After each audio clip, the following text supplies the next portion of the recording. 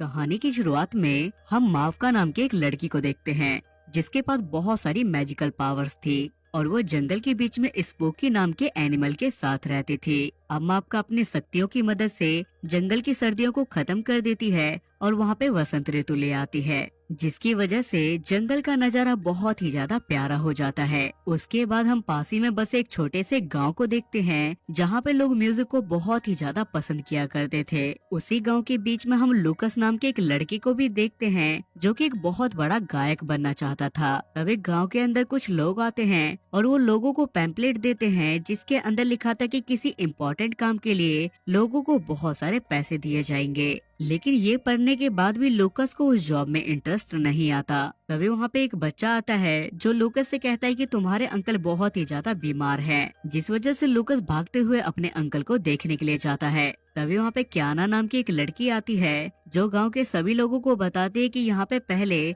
मेरे पापा राजा हुआ करते थे, लेकिन एक बार जंगल में मैजिकल आग लगने की वजह से मेरे पापा की वहाँ पे डेथ हो गई। ये सारी बातें बताने के बाद क्याना गांव वालों को जॉब करने का ऑफर देती है और कहती है कि इस काम के करने के बाद तुम्हें इतने सारे पैसे मिलेंगे जिसके बाद तुम्हें दोबारा जॉब करने की जरूरत नहीं पड़ेगी और उन पैसों की मदद से तुम सभी लोग अपने सपने पूरे कर सकते हो। गांव वालों के पूछे जाने पे जब क्याना उन्हें अपना काम बताती है तो गांव के सारे लोग काफी ज्यादा डर जाते हैं, क्योंकि वो उन्हें ब्लैक फॉरेस्ट के दूसरी तरफ जाके एक पौधा ढूंढ के लाने के लिए कहती है। लेकिन गांव वालों का मानना था कि वो जगह श्रापित है जहाँ पे भूत पिशाच रहते हैं। अगले सीन में हम फॉरेस्ट के अंदर मावका को देखते हैं जो कि एक लाइन को देख ट्रैप में फंसे उसके बच्चे को बचाती है और वो अपने मैजिकल पावर से उसके बच्चे के हाथ को भी ठीक कर देती है। दूसरी तरफ हम लूकस को देखते हैं जहाँ वैद्य उनके पास आके कहती है कि तुम्हारे अंकल को अंग्रेजी दवाइयों की जरूरत है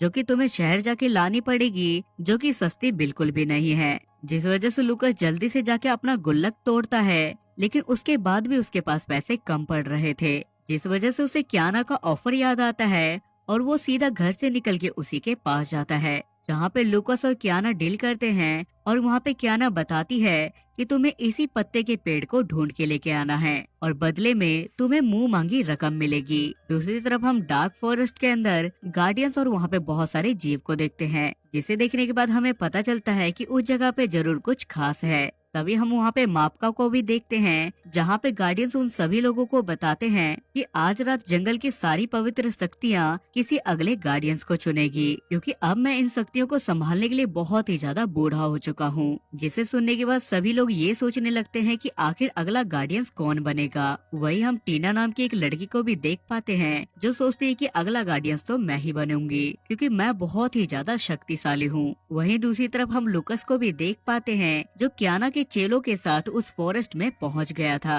वहां पहुंचने के बाद क्याना के चेले कुछ एनिमल्स को मारने की कोशिश करते हैं, लेकिन लूकस वहां पे उनकी जान बचा लेता है, जिस वजह से जंगल में चारों तरफ भगदड़ मच जाती है। ये सब कुछ देखने के बाद मावका जंगल के जानवरों के पास जाती है और उन्हें शांत करने की कोशिश करती है, जहां मावका को पता चलता है कि जंगल के बीच में इंसान आ गए हैं। अब ये सब कुछ देखने के बाद मावका लूकस को डराने के लिए भेष बदल के पहुंच जाती है, लेकिन जब लूकस वहाँ पे अपनी बांसुरी बजाता है तो मावका भी उसकी काफी बड़ी दीवानी हो जाती है। लेकिन जब लूकस वहाँ पे स्पूकी को देखता है तो वो बहुत ही ज्यादा डर जाता है और वो गिर के बेहोश हो जाता है। लेकिन जब लूकस होश में आता है तो वो मावका को बताता है कि मैं अपने अंकल को बचाने के लिए इस पौधे को ढूंढने के लिए आया हूँ, और ये सुनने के बाद मावका भी उसकी मदद करने के लिए तैयार हो जाती है। दूसरी तरफ हम क्याना के चेले को देखते हैं जो कि जंगल के बीच में रास्ता भटक गए थे और जंगल की स्पिरिट उसे बहुत ही ज्यादा बुरी तरीके से डराती है और वो दोनों अपनी जान बचा के किसी तरीके से वहाँ से भाग जाते हैं। अब क्योंकि लूकस इस जंगल में नया था, जिस वजह से मावका उसे अपने साथ ले जाके जंगल की खूबसूरती दिखाती है। वहीं क्याना के चेले क्याना के पास पहुँच जाते हैं और वो क्याना को बताते हैं कि तुम्हारा आधा चेहरा झुलस चुका है, जिस वजह से वो जल्दी से अपने चेहरे पे एक जादुई चीज लगाती है जिससे उसका चेहरा फिर से पहले की तरह नॉर्मल हो जाता है। और हम यहाँ पे ये भी समझ पाते हैं कि क्याना को वो पत्तियों का पौधा इसीलिए चाहिए था ताकि वो हमेशा के लिए जवान रह सके। अब रात का वो समय आ गया था जब वहाँ पे किसी नए गार्डियंस को चुनना था और मावका वहाँ पे लूकस का भी भेष बदल के उसे अपने साथ ले जाती है। लेकिन थोड़ी ही देर में उन सभी लोगों को पता चलता है कि वहाँ की सारी शक्तियों ने मापका को अपना अगला गार्डियंस चुना है और वहाँ की सारी स्पिरिट्स मापका को अपनी सारी शक्तियाँ दे देती है। ये सब कुछ देखने के बाद टीना को बहुत ही ज्यादा गुस्सा आता है और वो कहती है कि अगला गार्डियन किसी शक्तिशाली इंसान को होना चाहिए था। अब ये सब कुछ देखने के बाद लूकस बहुत ही ज्यादा एक्साइटेड हो जाता है, जिस वजह से टीना को उस पे शक हो जाता है और वो उसे पहचान जाती है कि वो कोई और नहीं बल्कि एक इंसान है, जिसे देखने के बाद मापका अपने मैजिक की मदद से लूकस को वहाँ से भगा देती है और बाद में वो लूकस से मिलके उसके अंकल को ठीक होने वाली दवा देके अपने साथी के साथ उसे वहाँ से निकाल देती है। वहीं हम कियाना को भी देख पाते हैं जो कि लूकस को आते हुए देख लेती है, क्योंकि वो बेसब्री से लूकस के आने का ही इंतजार कर रही थी। जिसके बाद हम लूकस को देखते हैं जो कि मापका की दवाई अपने अंकल को पिलाता है और उस दवाई को पीते के साथ ही उसके अंकल पहले की तरह बिल्कुल ठीक हो जाते हैं। अब कियाना ने अपने चेले को वहाँ पे भेज के लूकस पे नजर रखने के लिए कहा था और उस पत्ती को लाने के लिए कहा था, जिस वजह से कियाना का वर्कर लूकस के घर में जाके उस पत्ती को उठा के कियाना के पास आ जाता है और वहाँ पे कियाना का वर्कर लूकस के डार्क फॉरेस्ट में जाने वाले मैप को भी चुरा के ले आता है। लेकिन इस मैप के अंदर सबसे बड़ी दिक्कत ये थी कि यहाँ पे कियाना को पता नहीं था कि आखिर लूकस को ये पेड़ कहाँ मिला था,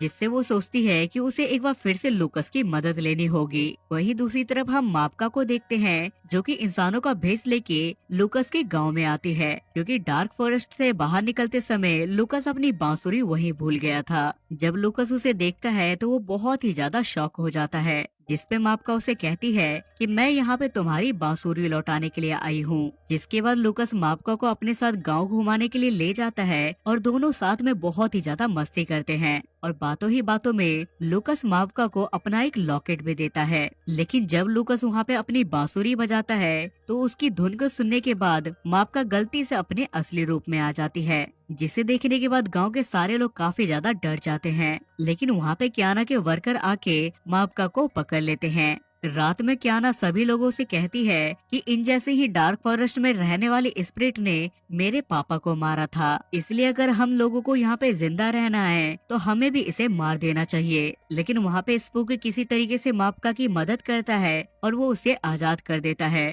तभी वहाँ पे डार्क फॉरेस्ट के पुराने गार्डियंस आ जाते हैं जो कि मापका को अपने साथ उसकी जान बचा के वहाँ से ले जाते हैं। लेकिन वहाँ से जाते समय मापका के गले से लूकस का लॉकेट गिर जाता है जो कियाना उठा लेती है। जंगल के बीच जाने के बाद ओल्ड गार्डियंस मापका को समझाते हुए कहता है, आज तुमने वही गलती की है जो सालों पहले मैंने की थी, जहाँ पे मैंने एक इंसान पे भरोसा कर लिया था और उसने अपनी बेटी को बचाने के लिए मेरे से सोर्स ऑफ लाइट मांगी। लेकिन जब मैंने एक बार उसकी मदद की तो अगली बार वो अपनी पूरी सेना को लेके यहाँ पे कब्जा करने के लिए पहुँच गया, जिस वजह से मेरे पास उस समय कोई ऑप्शन ना होने की वजह से फायर पावर का यूज करके सभी लोगों को जान से मारना पड़ा ताकि वो पौधा सुरक्षित रह सके। और तभी से हमने इंसानों पे भरोसा करना बंद कर दिया और डार्क फॉरेस्ट का रास्ता भी बंद कर दिया। जिसे सुनने के बाद मापका को ये लगने लगता है कि वो बच्ची शायद कलीना ही हो सकती है। दूसरी तरफ हम कियाना को देखते हैं जो कि वही लॉकेट किसी अपने चेले को पहना के लूकस से कहती है कि ये मापका है और अगर तुमने हमें डार्क फॉरेस्ट में उस पौधे का जगह नहीं बताया तो हम इसे जान से मार देंगे। जिस वजह से लूकस को ना चाहते हुए भी डार्क फॉरेस्ट में उस पौधे की जगह के बारे में बताना पड़ता है और उसके बाद कियाना उसे एक तहखाने में बंद करके वहाँ से चली जाती है और कियाना गाँव वालों के पास जाके सभी लोगों को बताते हुए कहती है कि लूकस को डार्क फॉरेस्ट के डीमन उठा के ले गए। जिसके बाद हम डार्क फॉरेस्ट के भी सारे जीव को देख पाते हैं जो कि इंसानों से लड़ने के लिए तैयार हो गए थे। लेकिन वहाँ पे लड़ने से पहले मापका बात करके प्रॉब्लम को सॉल्व करने का डिसाइड करती है, जहाँ पे मापका कियाना के पास जाके बोलती है कि बहुत समय पहले हमारे लोगों ने तुम्हारी जान बचाई थी। जिसपे कियाना उसे बताते हुए कहती है कि वो राजा की बेटी नहीं बल्कि उसकी वाइफ थी और राजा यहाँ पे दोबारा इसलिए आया था ताकि वो अपनी बीवी को हमेशा के लिए जवान रख सके और उसकी वाइफ और कोई नहीं बल्कि मैं ही हूँ। और वो मापका को ये भी बताती है कि लूकस को यहाँ पे मैंने ही भेजा था ताकि वो पैसे लेके मेरा काम कर सके। तभी वहाँ पे डार्क फॉरेस्ट के स्पिरिट और इंसानों के बीच में फाइट शुरू हो जाती है। तभी हम वहाँ पे लूकस के डॉग को भी देख पाते हैं जो कि एक पेड़ की टहनी के नीचे फंस जाता है और हर्ष और स्पूकी आके उसकी जान बचा लेते हैं। जिसके बाद वो डॉग हर्ष और स्पूकी को अपने साथ ले जाता है और वो तीनों मिलके लुकस को तहखाने से निकाल के उसकी जान बचाते हैं।